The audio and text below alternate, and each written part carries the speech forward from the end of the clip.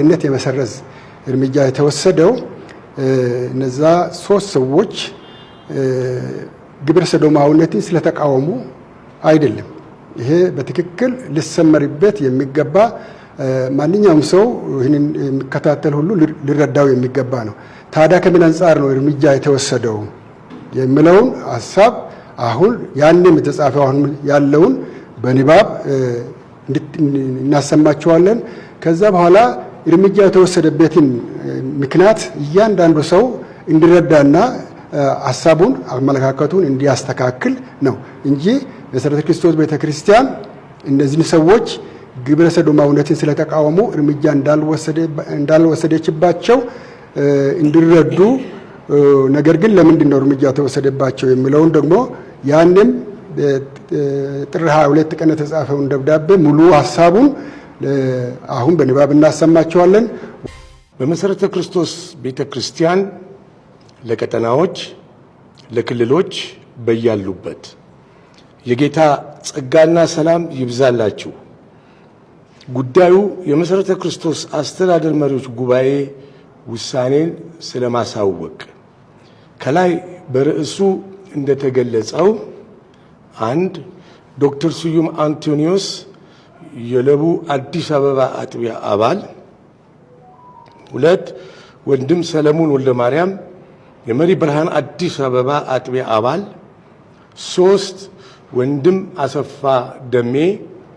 የመሪ ብርሃን አዲስ አበባ አጥቢያ አባል። ከላይ በስም የተጠቀሱ እነዚህ ወገኖች በመተዳደሪያ ደንባችን አንቀጽ 9.7 የተደነገገውን ደንብ ተላልፈውና የቤተ ክርስቲያንን ምክርና ተግሳጽ ጥለው በሚዲያ ከ4 ጊዜያት በላይ ከቤተ ክርስቲያን አሰራር ውጪ ግብረ ሰዶማዊነትን በመቃወም ሰበብ ቤተ ክርስቲያንን ወክለው መግለጫ ከመስጠታቸው በተጨማሪ የቤተ ክርስቲያንን አሰራር የማጣጣል የመሪዎችንም ስም ያላግባብ ሲያጠለሹ መቆየታቸው የአደባባይ ሚስጥር ነው። እንደሚታወቀው ግብረ ሰዶማዊነትን በተመለከተ ቤተ ክርስቲያናችን ከሜኖናይት እና ከመሰል ተቋማት ጋር ያላትን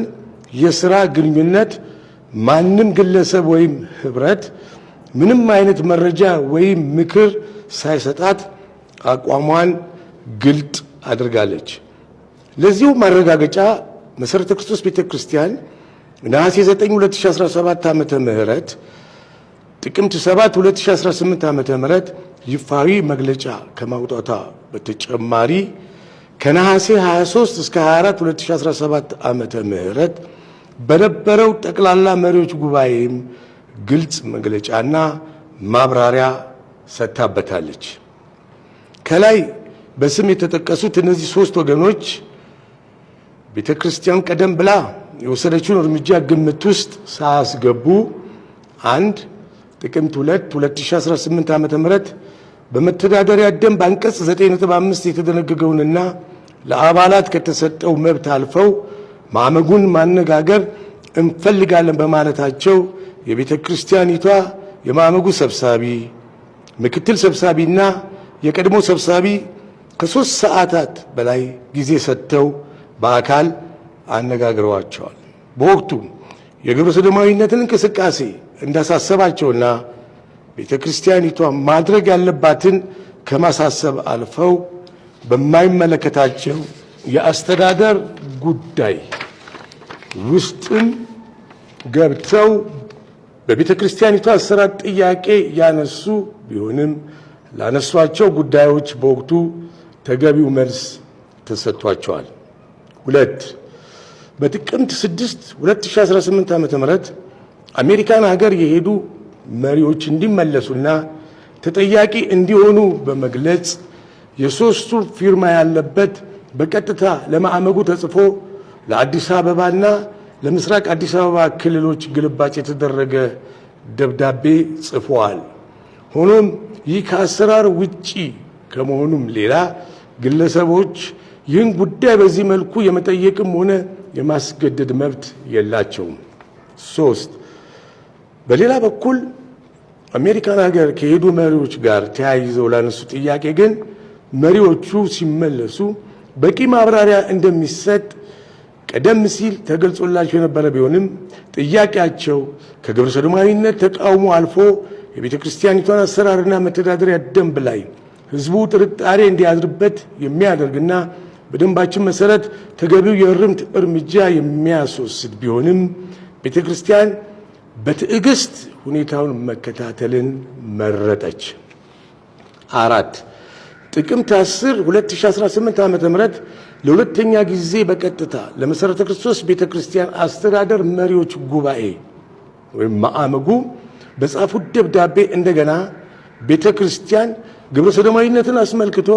ጥቅምት 7 2018 ዓ.ም ያወጣችውን መግለጫ በመቃወም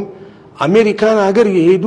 የቤተ ክርስቲያኒቷ መሪዎች በ10 ቀናት ውስጥ ተመልሰውና ማዕመጉም ተሰብስበው እርምጃ ካልወሰዱ ቀጣይ እርምጃ ለመውሰድ እንደሚገደዱ ገልጸው ጽፈዋል። ቤተ ክርስቲያን ይህንንም ቢሆን ከጉዳዩ ስብስብነት አንጻር በእነዚህ ሰዎች ላይ ተገቢውን የእርምት እርምጃ ከመውሰድ ተቆጥባለች። 5 ጥቅምት 12 2018 ዓ.ም ቤተ ክርስቲያን ለሁለቱም የአዲስ አበባ ክልል ጽሕፈት ቤቶች እነዚህ ወንድሞች የቤተ ክርስቲያኒቷን የመተዳደሪያ ደንብ አንቀጽ 9.5 እና የውስጥ ደንብን 8.2 እና 4ን በመተላለፍ ከተሰጣቸው መብት በላይ የጠየቁና በማህበራዊ ሚዲያም የቤተ ክርስቲያኒቷን ገጽታ እያጎደፉ በመሆኑ ተገቢው ምክር ተሰጥቷቸው ከሚያሰራጩት ያልተጣራና ውዝግብ ከሚፈጥር ድርጊት እንዲቆጠቡ እንዲነገራቸው በማዕመጉ ሰብሳቢው ፊርማ ለክልሎቹ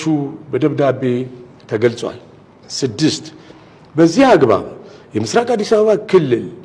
ወንድም ሰለሞን ገብረ ማርያምንና ወንድም አሰፋን ደሜን መምከራቸውን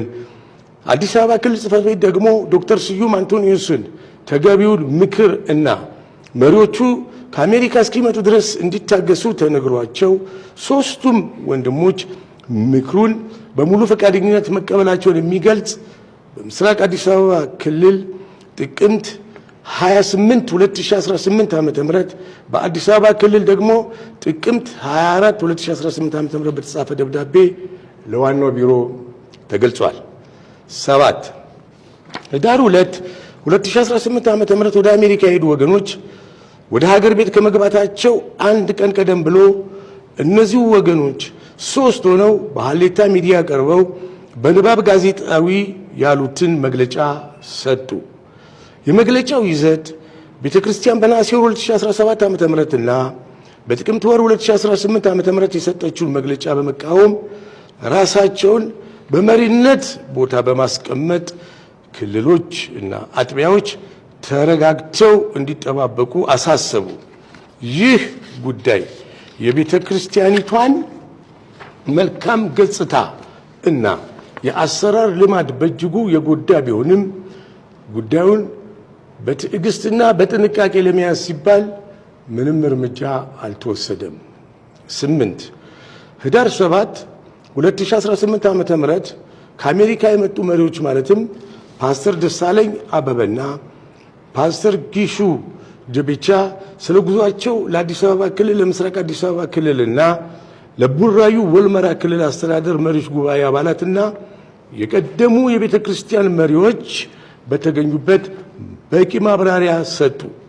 በዚህ አካሄድ ወደፊት ጉዳዩ ለሌሎች አካላትም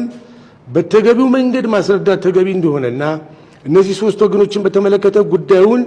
ለአደባባይ የገለጡበት መንገድ ከቤተ ክርስቲያኒቱ አሰራር ልማድም ሆነ ከመተዳደሪያ ደንቧ ተቃራኒ ቢሆንም በአባቶች ይመከሩ በመባሉ ምክንያት አቶ ሰለሞን ከበደ፣ ዶክተር ተስፋጽዮን ደለሉ፣ አቶ መኮንን ደሳለኝ፣ አቶ ኤልያስ መሳይና ፓስተር ቀና ዱላ ወዲያው በፕሬዝዳንቱ ተወከሉ። ኃላፊነት የተሰጣቸው እነዚህ አባቶችም እነዚህ 3 ወንድሞች ጠርተው እንዲመክሩና ከቤተ ክርስቲያኒቷ ደንብ በተቃረነ አካሄድ ላደረጉት ጥፋት ይቅርታ ጠይቀው ግብረ ሰዶማዊነትን ከመቃወም አኳያ ግን ከቤተ ክርስቲያኒቷ አመራር ጋር በጋራ መቆም እንዲችሉ አቅጣጫ ተቀመጠ። 9 ከህዳር 12 እስከ 13 2018 ዓ.ም ደግሞ የመሰረተ ክርስቶስ አስተዳደር መሪዎች ጉባኤ አስቸኳይ ስብሰባ ተጠርቶ መሰረተ ክርስቶስ ቤተክርስቲያን ከግብረ ሰዶማውያን ጋር ምንም ግንኙነት እንደማታደርግና መሪዎቹም ከቤተክርስቲያኒቷ እሴት ውጪ የተለየ ነገር እንዳላደረጉ ተረጋገጠ። በሌላ በኩል የሚኖናይት ዓለም አቀፍ ኮንፈረንስ በ2028 እንደ አውሮፓ አቆጣጠር ኢትዮጵያ ውስጥ የታቀደው ፕሮግራም ቤተክርስቲያን መሰረዟ፣ እንደዚሁም የአና ባፕቲስት ቢብሊካል ሴሚናሪ የነበረውን ትብብር በሁሉም ፕሮግራም መቋረጡን ግልጽ መግለጫ በሚዲያ እንዲተላለፍ ተደረገ። ሆኖም ለሽምግልና የተመደቡ አባቶች 10 ቀናት ጊዜ ይሰጠን ብለው በቃል ማዕመጉን በጠየቁት መሰረት ማዕመጉ የጊዜ ገደቡን ለሽማግሌዎቹ ፈቀደላቸው። 10 ህዳር 18 2018 ዓመተ ምህረት ከላይ በስም የተጠቀሱ ወገኖች ለሁለተኛ ጊዜ ሀሌታ በሚባል ሚዲያ ቀርበው የቤተ ክርስቲያኒቷን መግለጫ እንደማይቀበሉና የቤተ ክርስቲያኒቷን አስተዳደር መሪዎች ጉባኤ ውሳኔም ትክክል እንዳልሆነ በአደባባይ በማጣጣል ከግብረ ሰዶምነት አጀንዳ ውጪ የዋናውን ቢሮ ሰራተኞችና ኃላፊዎች ቅጥርና ሹመት አግባብ እንዳልሆነና መተዳደሪያ ደንባችን ያላግባብ በመተቸት መግለጫ ሰጥተዋል። 11 ህዳር 21 2018 ዓ.ም የቤተ ክርስቲያኒቱ የማዕመጉ የሥራ አስፈጻሚ ለሽምግልና የተመደቡ አባቶችን በመጥራት የደረሱበትን ውጤት እንዲያስረዱ ጠየቀ። ከነዚህ አባቶች የቃል ሪፖርት ለመረዳት እንደተቻለው እነዚህ በአመጽ የቀጠሉት ወንድሞች ወደ የትኛውም ሚዲያ እንዳይሄዱ ተነግሯቸው እንደነበርና የቤተ ክርስቲያን መሪዎችም ከነሱ ጋር ለመነጋገር ፈቃደኛ እንደሆኑ የተገለጸላቸው ቢሆንም በ1803 2018 ዓ.ም የሰጡት መግለጫ ከሽማግሌዎቹ ጋር የተስማሙትን ስምምነት ጥሰው በሚዲያ ቀርበው መግለጫ እንደሰጡ ሽማግሌዎቹ በቃል ለሥራ አስፈጻሚ ኮሚቴ ገልጸዋል። 12 በአጠቃላይ ለሽምግልና የተመደቡ አባቶች ሪፖርት እንደሚያመለክተው ህዳር 9 ቀን 2018 ዓመተ ምህረት ለ4 ሰዓታት እንዳዳመጧቸው፣ ህዳር 18 ቀን 2018 ዓመተ ምህረት ጀምሮ እነዚህ 3 ወገኖች ከቤተ ክርስቲያን መሪዎች ጋር እንዲነጋገሩ በተደጋጋሚ ቢጠየቁም ከቤተ ክርስቲያን መሪዎች ጋር መነጋገር አንፈልግም በማለት በአመጻቸው እንደቀጠሉና እምቢተኝነታቸውንም ታኅሳስ 8 2018 ዓመተ ምህረት ለማዕመጉ በጻፉት ደብዳቤ ሽማግሌዎቹ አሳውቀዋል። 13 እነዚህ 3ቱ ወገኖች አሁንም ተጸጽተው በንስሐ ከመመለስ ይልቅ ማለትም የጀመሩትን ስም ማጥፋት ዘመቻ ቀጥለው አስመስሎ ፌክ በተከፈተ የፌስቡክ ገጽ ተገኘ በተባለ ጽሑፍ የሴሚናሪ ፕሪንሲፓል እንዲና እንዲህ ብለዋል በማለት የሐሰት ወሬ በማስወራት ላይ እንደሚገኙ ከሽማግሌዎቹ ለመረዳት ተችሏል። 14 እነዚህ ወገኖች ከላይ ስማቸው የተጠቀሰው በኢትዮጵያ የወንጌል አማኞች አብያተ ክርስቲያናት ካውንስል መሪዎች እንዲመከሩ የተደረገ ቢሆንም ከዶክተር ስዩም አንቶኒዮስ በስተቀር ሁለቱ በመገኘት ለወንጌል እንቅፋት ከመሆን እንዲቆጠቡ መንፈሳዊ ስልጣንን እንዲያከብሩ በካውንስሉ ጠቅላይ ዋና ጸሐፊ በቄስ ደረጀ ጀንበሩ ቢመከሩም ለመመለስ ፈቃደኝነትን አላሳዩም። በአጠቃላይ እነዚህ ወገኖች እንዲመለሱ የተደረገው ትዕግስትና ጥረት አልተሳካም። በዚሁ መሰረት ጥር 15 እስከ 16 2018 ዓመተ ምህረት የመሰረተ ክርስቶስ ቤተክርስቲያን የአስተዳደር መሪዎች ጉባኤ የሚከተለውን ውሳኔ አስተላልፈዋል። እነዚህ 3 ወንድሞች ማለትም 1 ዶክተር ስዩም አንቶኒዮስ፣ 2 ወንድም ሰለሞን ገብረ ማርያም፣ 3 ወንድም አሰፋ ደሜ በመሰረተ ክርስቶስ ቤተክርስቲያን መተዳደሪያ ደንብ የተደነገገውንና በክልል አስተዳደር መሪዎች ጉባኤ የተሰጣቸውን በቂ ምክርና ተግሳጽ ወደ ጎን ትተው በእንቢተኝነት በአመጽ ቤተክርስቲያንን በመወከል በሚዲያ መግለጫ በመስጠታቸው የመሰረተ ክርስቶስ ቤተክርስቲያን መተዳደሪያ ደንብና በውስጠ ደንቡ የተደነገጉ ደንብን በመተላለፍ በተደጋጋሚ ለቤተክርስቲያኒቷ ስርዓት መታዘዝን አለመፈለጋቸውን በግልጽና በአደባባይ ከመግለጫቸው በተጨማሪ በዚህ ድርጊታቸው በወገኖች መካከል አመጽ መለያየትና ለአንድነት ጠንቅ የሆኑ ጉዳዮችን በሚዲያ ማስተላለፋቸው ሐመሮሃ በአጠቃላይ እነዚህ ወገኖች በመተዳደሪያ ደንቡም ሆነ በውስጥ ደንቡ ለማንኛውም አባል ከተቀመጠው መብት ተላልፈው ከቤተ ክርስቲያኒቷ አመራርና አሰራር በማፈንገጥ የቤተ ክርስቲያኒቷን ሕልውና ለአደጋ በማጋለጣቸው በዚሁ መሰረት በእነዚህ ወገኖች ላይ ከላይ በመተዳደሪያ ደንባችንና በውስጥ ደንባችን የተዘረዘረውን ተላልፈው ከመገኘታቸው በተጨማሪ ተመክረው ለመመለስ ፈቃደኛ ባለመሆናቸውና በአመጽ በመቀጠላቸው የቤተ ክርስቲያኒቷ አስተዳደር መሪዎች ጉባኤ በቃለ ጉባኤ ማዕመጉ 7 ህዝባር 05 ህዝባር 2018 እነዚህ ወገኖች ከመሰረተ ክርስቶስ ቤተ ክርስቲያን ከጥር 18 ቀን 2018 ዓመተ ምህረት ጀምሮ ከአባልነት እንዲሰረዙ ወስኗል። በመሆኑም ይሄው ታውቆ እነዚህ ወገኖች በቤተ ክርስቲያኒቷ በማናቸውም አይነትና ሁኔታ ህብረት እንዳያደርጉ አገልግሎት እንዳይሰጡና እንዳይሰጣቸው ተወስኗል። በዚህም መሰረት የማስፈጸም ስራ በሁሉም የቤተ ክርስቲያኒቷ የአስተዳደርና አገልግሎት መዋቅር ተግባራዊ እንዲሆን አሳስባለሁ። የቤተ ክርስቲያናችን አገልጋዮችና አባላት ከእንደዚህ አይነት አመጽ ራሳችሁን እየጠበቃችሁና የተሰጣችሁን አገልግሎት በትጋት እንድትወጡ እየገለጽኩ እንደዚሁም የሚመለከታችሁ አካላት የቤተ ክርስቲያኒቱን ውሳኔ ምእመናንም በጉባኤ በንባብ እንዲሰሙ በማድረግ ኃላፊነታችሁን እንድትወጡ